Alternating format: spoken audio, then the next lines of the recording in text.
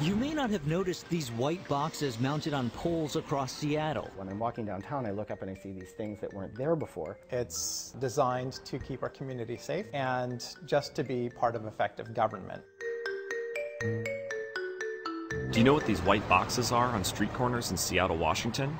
For a long time, residents didn't even know. It's a Wi-Fi network set up to help the Seattle Police Department and several other city agencies fight crime, terrorism, and cope with major disasters. But some say those boxes are capable of something else, tracking your location. We're a great police department.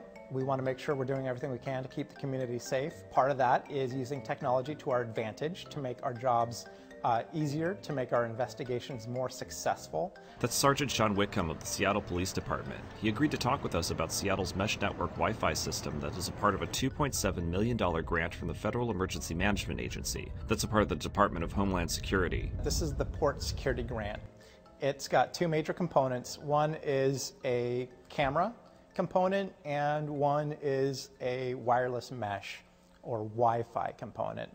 They're integrated, and it goes all along the Seattle coastline. In Seattle's case, the network would provide communication between law enforcement, fire department, medical services, and Coast Guard personnel in case of a disaster when a traditional wireless network may be broken. Ultimately, it's designed to keep our community safe, to help out with criminal investigations, and just to be part of effective government. It seemed like a great plan to improve public safety until citizens began to see this curious network pop up on their phones as an available Wi-Fi network to connect to. People started to realize, oh, when I'm walking downtown, I look up and I see these things that weren't there before on the poles. I'm opening up my cell phone and I'm looking at available Wi-Fi networks, and the corner appears to be an available Wi-Fi network, the intersection.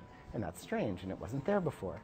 And it started to raise a lot of questions. That's Brian Robick, Senior Policy Strategist at the American Civil Liberties Union of Washington. The problem is that these mesh networks can have capabilities that citizens wouldn't necessarily want to have, including the ability to track devices that pass through the blanket of network coverage. So here's how these wireless access points could be tracking you. If you go into your phone's Wi-Fi settings, you'll see these networks named after intersections: 3rd and Union, 4th and Pike, 4th and Union. These are all on the mesh network.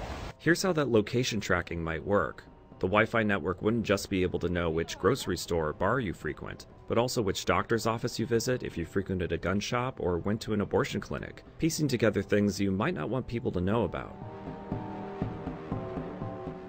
The concern from the public was big enough that the Seattle PD ended up shutting down the network in November 2013. And since those concerns were raised by the community, we have been working with the community and City Council and Mayor's office to develop a policy that will address privacy concerns while still allowing us to use this technology. But it's been 9 months and still no set of rules have been solidified. So the boxes are just sitting there, going unused until the Seattle PD can figure out protocols. Protocols would give the Seattle police the opportunity to show how they are going to use surveillance technology to protect people, and show how they're going to protect their privacy.